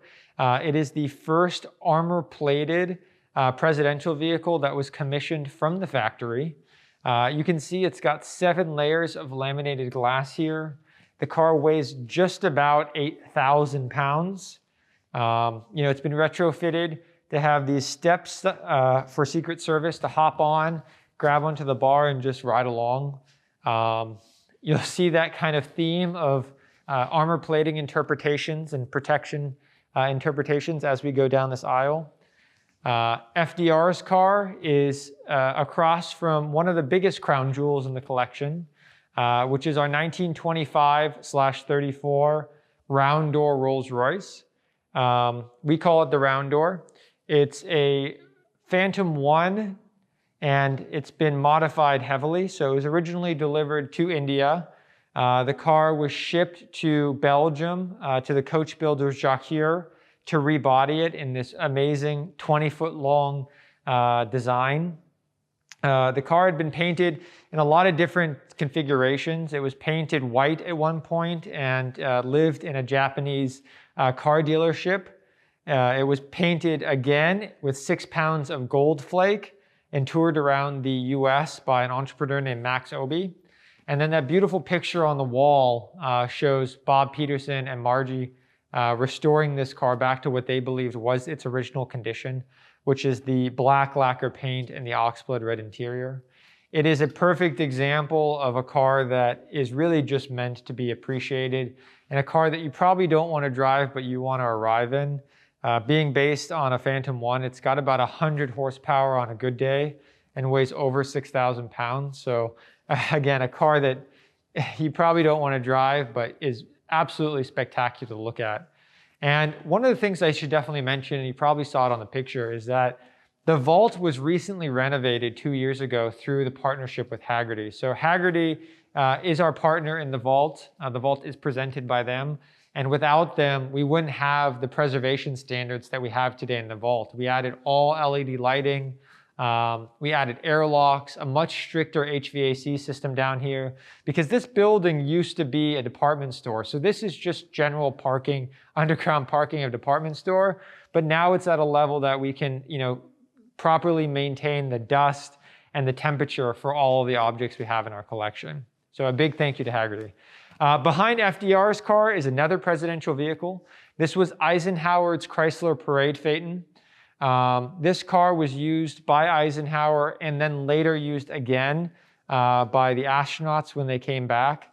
The car is a car we still use today on parades. The car was, over-engineered to run cool, so it's a perfect car for us because older cars don't typically like the California sun, especially when they're sitting still or going slow like they do in a parade. Across from Eisenhower's, we go into more movie cars. So you've got the Plymouth Fury Christine. For those of you who like horror films, you'll definitely recognize that car. Next to it is the Thelma and Louise Thunderbird. Next to the Thunderbird, you've got Herbie the Love Bug. Next to Herbie, you've got the Too Fast, Too Furious Honda S2000 driven by Suki. And next to that, you've got Mach 5 Speed Racer. So again, all of these were screen used cars. We're going to continue them. We're kind of jumping back and forth. And we're jumping back and forth because there are so many cars down here. And one of the other important presidential vehicles is the 500 SEL that was owned by President Marcos of the Philippines. And this car really is like a James Bond car. It's armor plated. It's got airplane landing lights on the back, so you could blind whoever was coming at you, from behind. And then it also has smoke screen and oil slick so that you could, again, continue to get away as they slipped off the road. Next to President Marcos's car, we've got two important cars as well. All the cars down here are important, but two very important cars. You have our 1947 Chase Italia. And the Chase Italia was a Pininfarina design. It was also a car that was featured in MoMA's exhibition of the most beautifully designed cars of that era. This car is probably one of the best examples of a Chase Italia in North America. And it just so happens to be this gorgeous kind of maroon color with a maroon interior. It's sitting right next to our 1955 Porsche Continental. And the Continental was a car that was created by Porsche for the American market. Very rare. You don't see these. These were kind of Americanized. They wore white wall tires. They had more padding on the interior, a little bit more roomy. Ours is this beautiful gray color with a blue top. So I'm not sure the lighting down here gives it the justice it deserves, but two spectacular cars. On the opposite side, you've got more diplomatic cars. You've got the Hengqi, which was a Chinese diplomatic car, and the Chaika, which was a Russian diplomatic car. On the far side, you've got more Hollywood cars. You've got the Stutz Italia that was owned by Evel Knievel and Wayne Newton. You've got the Howard Hughes Chrysler Camry car. Howard Hughes purchased the company RKO, and RKO had these Chrysler Camry cars in their fleet. Much more Hollywood cars. You've got the Little Miss Sunshine T2 Transporter VW bus. Next to that, you've got the Die Another Day Jaguar XKR. The Magnum PI Ferrari 308 and the Austin Powers Shagmobile. All of these cars, again, screen-used cars. So the Magnum PI car has lower seats because Tom Selleck was a very tall gentleman. And the VW Bug, a fun fact, was they were supposed to have the convertible version of that car, but it hadn't come out. The convertible Bug was still new. So they just chopped the top off of a standard Bug. So this was technically the first production convertible VW Bug. Going down the row, we've got the Chevy from Two Jakes with Jack Nicholson. A little George Barris tribute corner here with his Mustang from Marriage on the Rocks with Frank Sinatra. The Texas Bullshit Scraper, that was a gag gift from Bob Hope to John Wayne on his birthday. Grease Lightning, which was used for the theatrical version and marketing purposes. Across from these, you've got kind of a good and evil combination. You've got Pope John Paul II's Popemobile, directly next to the 600 Land Delay owned by Saddam Hussein. And there's an interesting story behind the 600 in that Bob Petersen wanted a 600 Land Delay for his collection, and the team found him one, but didn't know who the true owner was until some research was done. So this car was purchased without knowing that its ownership was to Saddam Hussein. So the car was stabilized, and in the trunk was used water bottles, documents, sand, that are all now part of essentially our object archive. So a very interesting story. The Land Delay was kind of the most luxurious car that royalty and celebrities bought. And we have the 600, not the long wheelbase, that was owned by Jack Nicholson from the Witches of Eastwick. Continuing Hollywood cars, we've got the Chrysler Imperial Black Beauty, which was from the original Green Hornet. And in the back, we've got the Kato doll. Right next to Black Beauty is Clark Gable's 1941 Cadillac. And next to that is Jane Mansfield's 57 Lincoln Premier. And as we kind of go down this aisle, we're going to do, again, a big horseshoe. You can see a lot of other cars down here. So again, we're not going to cover everything, but there are some really great mentions. So we've got one of the best collections of hot rods, I think. We certainly have the largest collection of amber cars. We have over 12 amber cars in the collection. But the back row here features a lot of deuces, so it features a lot of 32 Fords. A couple notable ones are the yellow 32, which has a blown Chevy motor in it, is the Van Halen Hot for Teacher car. You've got the Doyle Gamble 32 Ford and the McGee Roadster owned by Bruce Meyer. The McGee Roadster is the kind of first official hot rod. It was the cover car on the 1948 Hot Rod magazine, which was the first issue of Hot Rod. And the car in front of all of these was actually just recently donated, and it's a Bel Air A-gasser that Michael Hammer, one of our board members and donors, generously donated to us. So you've got a little bit of everything down here, and we'll continue a hot rod theme and a motorsports theme as we go down our next aisle. You'll see some engines. We've got a cool engine display featuring Indy engines, Duesenberg engines, just miscellaneous examples of engines that have kind of innovated through time. You've got John Force's funny car right here, right next to an Alpine A110 Group 4 rally car. One of the fun things as well is you have two of the Hansen brother Cobras. The Hansen brothers built these concepts for the Petersen Motorama. And what a lot of people don't know about the Petersens was the Petersen created the Motorama Auto Show, which was at the Pan Pacific Park, not too far away from the Petersen here.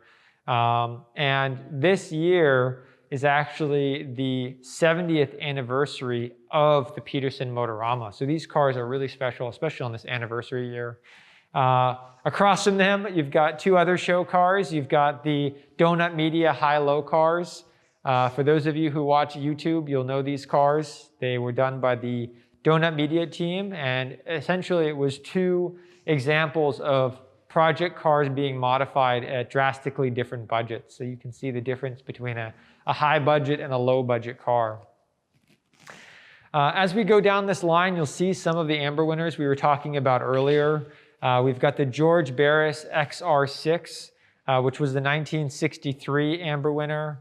You've got Alien, you've got the Niekamp Roadster. The Niekamp Roadster was actually the first amber winner. It won the 1949 show in Berkeley. Behind these cars, you've got Steve McQueen's 53 Hudson Wasp. That's original unrestored. It's got a great patina on it in that kind of aqua color.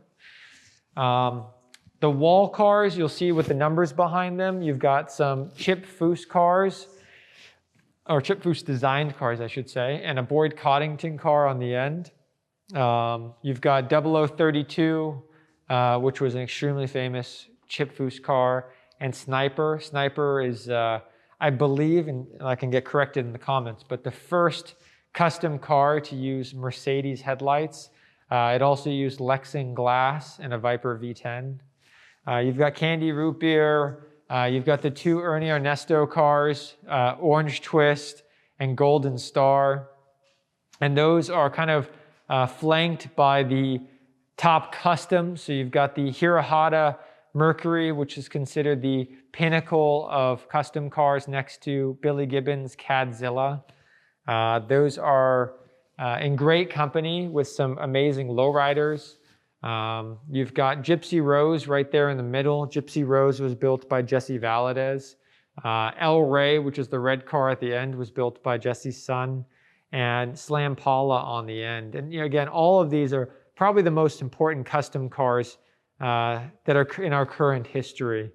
Across from them, you've got some beautiful custom coachwork cars. So you've got two Italian-bodied American cars. You have the Plymouth-bodied Ghia Explorer, and you have Rita Hayworth's Series 62 Cadillac that was given to her by Ali Khan.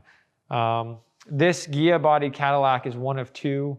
It is believed that Ali Khan gave this to Rita Hayworth as a parting gift when they were no longer together. He wanted to build a car that was as beautiful as she was. And I think it's one of the most beautiful cars we have in our collection.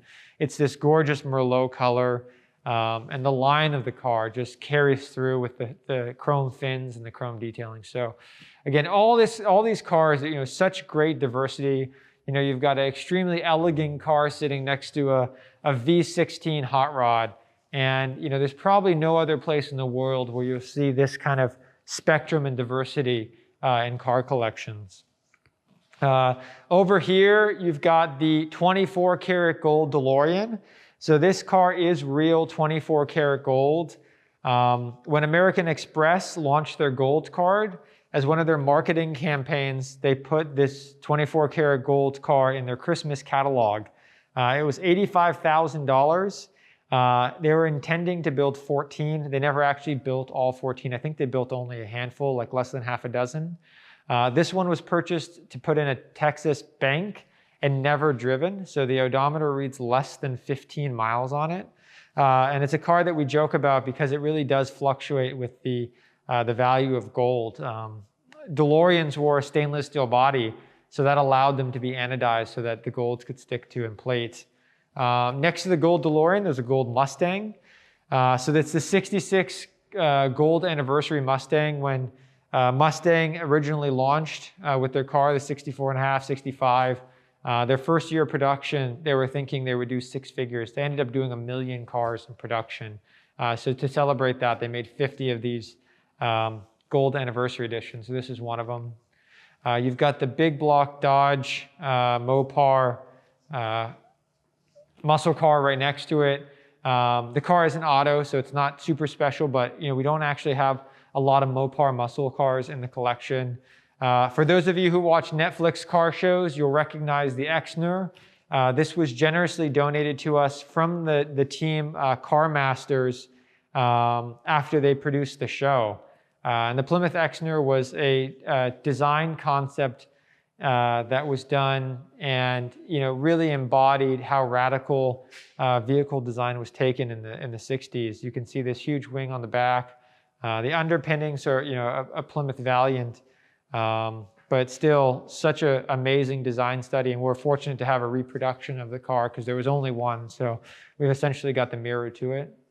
Across from that, most people start their car journey with Hot Wheels, and this car has an amazing tie to Hot Wheels.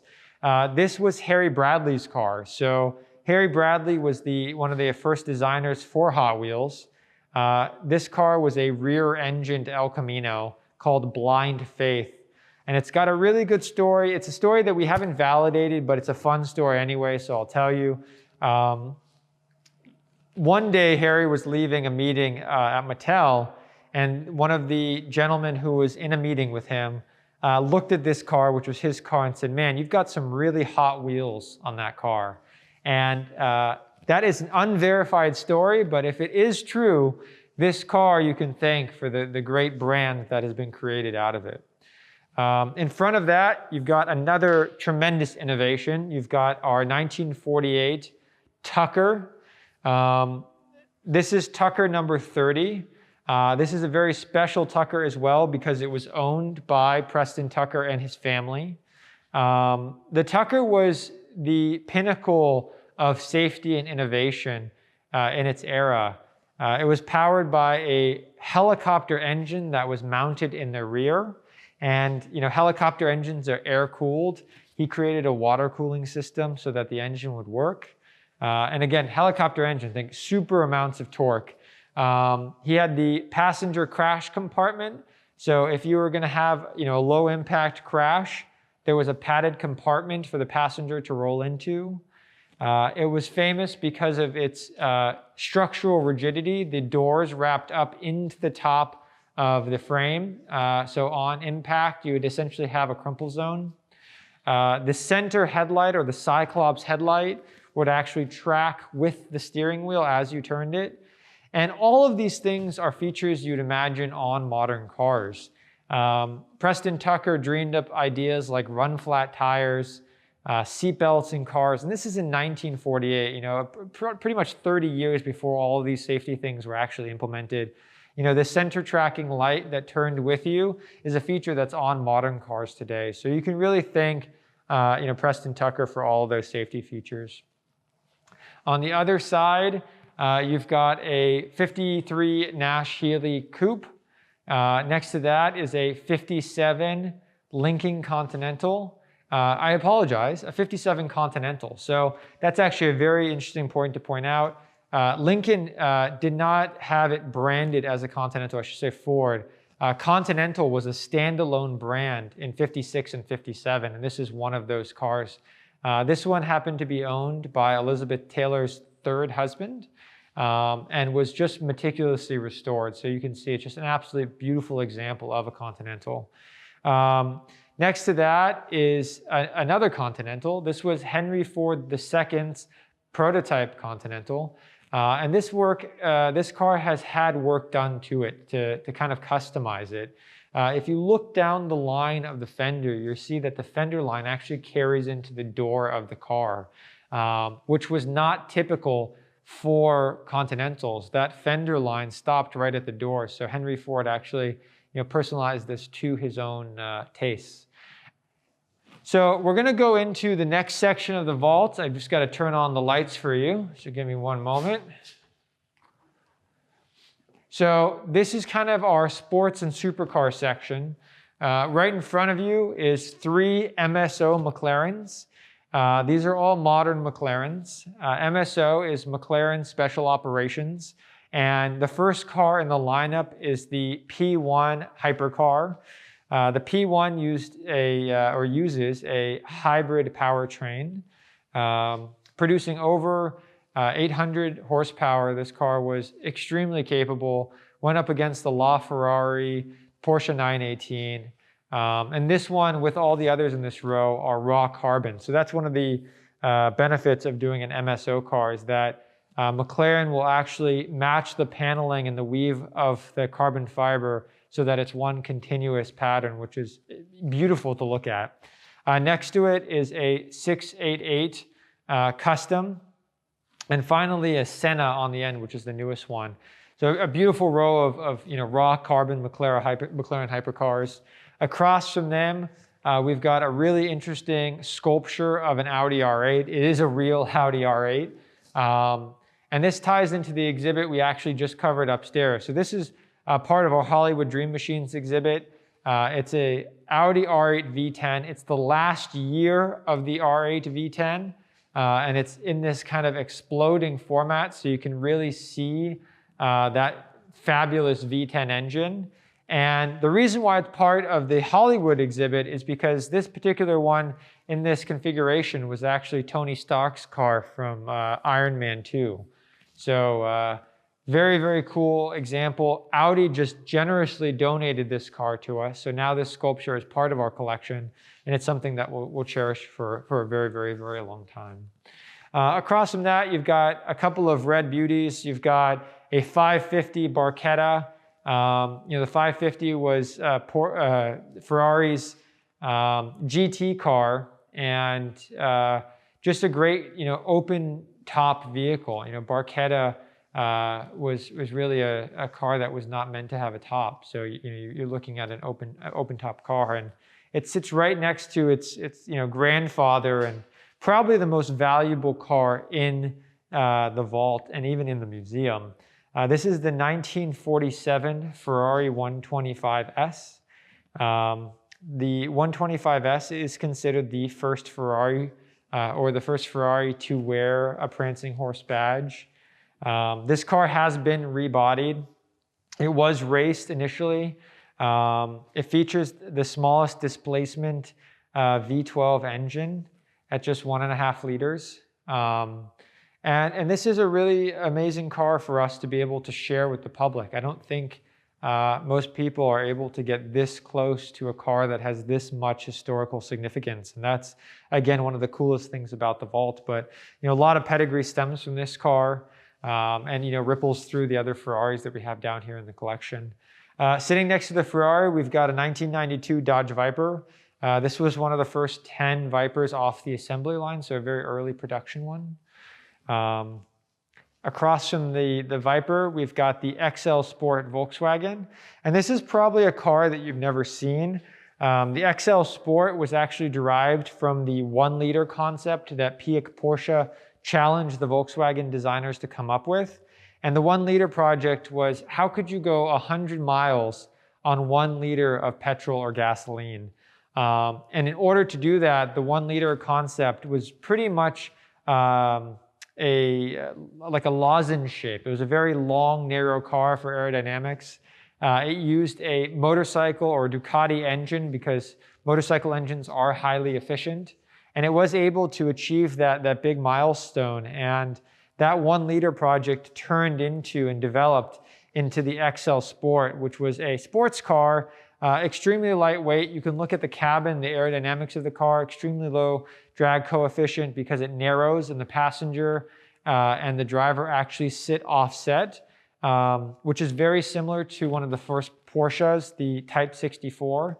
And it still is powered by a Ducati engine. So a car that we've really never seen in the States up until now, and just an amazing piece of engineering prowess. Across from that, you've got another 550 Barchetta. You've got a Porsche 928, which a lot of people will know from the movie Risky Business. This isn't the Risky Business car. This is just a standard 928. 928s, 924s, 944s were all the transaxle Porsches that led into the modern cars today, like the Panamera and the Cayenne and the Macan. Right next to it, you've got a clay Mazda RX-7. This RX-7 was debuted at the LA Auto Show. A great example for us to just kind of highlight how cars begin their lives. Cars don't just start off as cars. They start off as scale models, then they go into these full clays so that you can see how the light reflects off of them and how they just are scaled appropriately. Upstairs, when we covered the Ferrari Barchetta in our collection, you can see a lot of those characteristics. Here's that egg crate grille in this 55 Thunderbird. The little checkered flags on the emblem, again, very similar to the characteristics of our Barchetta. You've got the Bosley Interstate. The Bosley brothers were the American coach builders. There's a great book that actually is called American Coach Building if you want to read about the Bosleys. The Mark I and the Mark II have both been displayed here at the Petersen. Next to that, you've got the 1959 Corvette that was bodied by Scaglietti. This car was one of 3. It was a car that was campaigned by Carroll Shelby, but not successfully. For those of you who know, Scaglietti was used as Ferrari's coach builder. And unfortunately, the story goes that Enzo said to their coach builder, if you would like to build the cars for the Americans, then you lose our contract. And so this whole project was scrapped, unfortunately. I like to compare this car and say, it looks very much like a Ferrari Tour de France. And if the project wasn't scrapped, what your Generation 2 Corvette would really look like today. Very much like a Ferrari. On the end, you've got the 1937 SS 100. And the SS 100 was actually owned by Mel Torme, but one of the things that a lot of people don't know about SS is that SS became Jaguar. Jaguar was SS's most successful model, and they didn't want the war connotation with their brand, so they switched from SS, which stood for Standard Swallow, to Jaguar. And the 100 stood for the top speed of the car. In the middle row, you've got the 2 old Yellers, Mark III and Mark IX. Mark III was this one, which is a slightly lighter color, and Mark IX was that darker shade of yellow. But these were built by Max Bolchowski. They were called Old Yellers because they were kind of a hodgepodge of a lot of different car parts. They used Buick nailhead engines. They used Jaguar suspension and brake parts. They used Chevy components. The cars were just put together, but surprisingly, Max was able to make extremely capable cars, and these cars were campaigned and successfully won, and they were so successful that they actually had a feature film focus in Viva Las Vegas with Elvis Presley. So if you watch that film, you'll see Max's shop in that film. On this side, you've got some Ferrari cars, some unique Ferrari cars. You've got the F12 TDF, and that's the modern Tour de France. You've got the 458 Art car that was created at Art Basel. And then you've got the 599 GTO. Again, kind of all the big front engine special build Ferrari cars. Over on this side, you've got a very early Jaguar E-Type. The Jaguar E-Type was considered and is considered one of the most beautiful cars ever built. This one is a really rare variant in that it has the tri-windshield, so it's got 3 windshield wipers and the outside latch. One of the interesting things about the E-Type is actually this is the anniversary coming up of the E-Type. The first E-Type was 1961. And so next year in 2021, we will be coming up on the 60th anniversary of the E-Type. You've got a 56 Corvette and then a 427 Cobra reproduction. Again, 2 cars, not a lot about them, but they do sit next to a very special Porsche. This is a 1964 Porsche 901. And the 901 is unique in that this was supposed to be the 911. For those of you who don't know the story, Peugeot owned the trademark for any designation number that had a 0 separating it. And the way that Porsche created their model numbers were by project codes. So 901 was the 901st project that Porsche had ever endeavored to build. But unfortunately, because Peugeot owned that trademark, they went from 901 to 911. And in that trademark issue, they actually produced 82 cars that were never intended for personal use, and we are extremely lucky to have one of those vehicles in the collection. Next to the Porsche, we've got our 1929 DuPont Model G Speedster. The DuPont was very similar to the Targa Florio in that it was an immensely torquey and powerful car that was essentially made to run all day long at 100 miles an hour. And in 1929, 100 miles an hour was a very fast speed. DuPonts were commissioned to go to Le Mans. This one wears the Lalique crystal on the hood. If you were wealthy at the time, a Lalique crystal would just kind of flash up your car a little bit. You had to have a custom radiator grille created to hold the eagle or whatever animal Lalique had produced for you. And then it's got the famous Woolite headlights that you'll see on a couple of the cars. Next to it is our Scimitar, and the Scimitar we were actually very happy to have back. This car has been in restoration for about 7 years. This car is one of 3. It's the first American-built electric folding hardtop car in the world. The body features this brushed aluminum highlights. And if you want to find out more about this car, let us know. This is a story that we would love to tell. The Scimitar brand goes way back and actually has ties to Recaro. So again, let us know in the chat or the comments if you want to hear the story of this Scimitar. Going over to more, really Ford versus Ferrari here. You've got a F12 and you've got a 2005 Ford GT. And again, I started this video off by saying it's Giving Tuesday. It is Giving Tuesday, so again, you can donate by clicking the link below. You can join membership, which has its benefits even though we are not open. Or you can potentially win this Ford GT. So we've partnered with Omaze, and they have generously got this car and are auctioning it off essentially for us. So this car, if you click the link below that says Omaze GT, you can contribute and potentially win this spectacular Ford GT. It's a 2005 with about 1,500 miles on it, so an extremely good example, but that's just another way for you to contribute during this Giving Tuesday. So we're going to go around the corner here. And for those of you who are wondering when I'm going to stop this, because we've been going for quite some time now, we are almost done. So this is our final row of cars before we exit the vault. You've got a little row of French cars from the 30s. You've got our 1939 Type 57 Bugatti, bodied by Von Ruhen. This Bugatti was owned by the Shah, or the Prince of Persia. It was given to him by the French government on his wedding day. This car has been restored, and it's got a lot of amazing history behind it. It's got a couple of fun features. It's got the diplomatic windshield, so you could actually roll the windshield down. So as you were parading through town, your photo would not be obstructed. It's got these beautiful teardrop fenders and running boards that almost look like a Fagoni Falaschi body. It's got Bugatti's 8-cylinder engine, which is just superb. And this car was given, again, as a wedding gift in comparison to the Americans who gave the Shah a Airstream and the British who gave him a T-set. So if you're trying to give somebody a good present, this is how you give them a good present. And it's a car that is definitely a gem of the collection.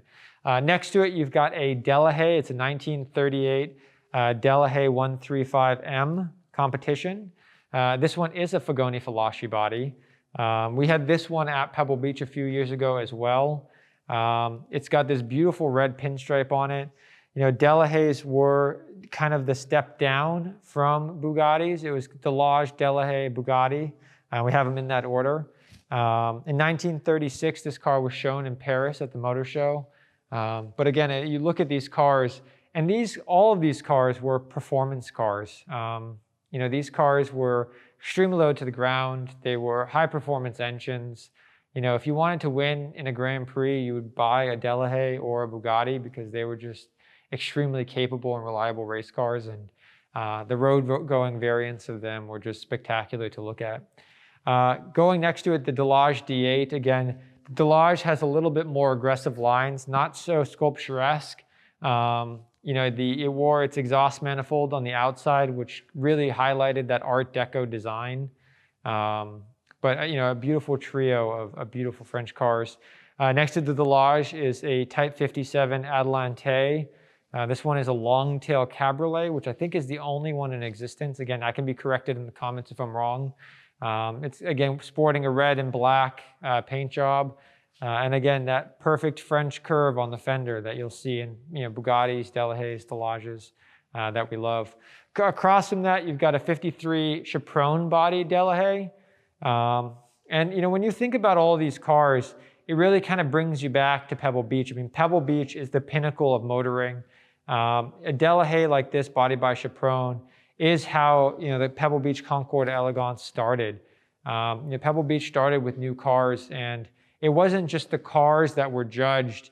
It was your attire. It was the dog you brought with you. So if you brought this to Pebble Beach in the 50s, you know, you'd have to bring a Dalmatian so that you'd match and, you know, be able to compete. But again, all of these cars are just, you know, the French, you know, coach builders really knew how to, you know, pull the line of a car out, and they did such a beautiful job. We can skip this row here. You've got a Nash, a Ford, a Voisin. Again, kind of just, you know, more, you know, early 20s automobiles, early 30s. We've got a 1935 Mercedes 290C that is original unrestored.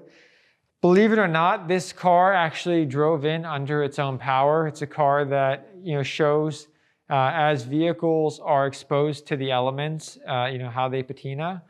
The Mercer, you know, being over 100 years old, you know, was meticulously maintained, and this one is more of what they consider a barn find.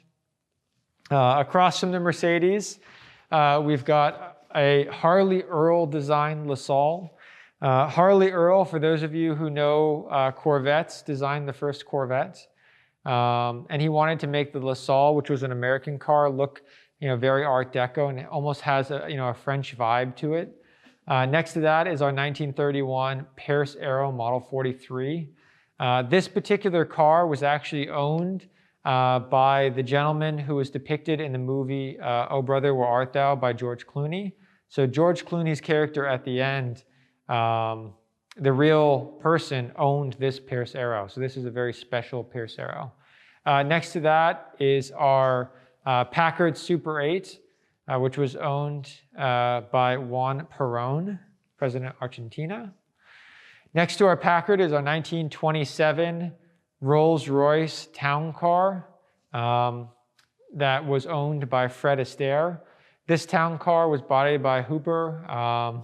Has some beautiful coachwork to it. You probably can't see it in this light, but it's this beautiful two-tone green and black with pinstriping. You can see little embellishments along the exterior of the car, which are these little A's for Astaire, Fred Astaire. You can't have a car, especially a Rolls-Royce, without little flower pots inside.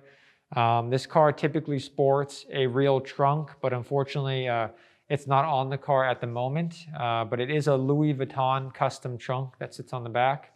And it is a real trunk. You know, the term trunk came from having a separate trunk strapped down to the back of your vehicle.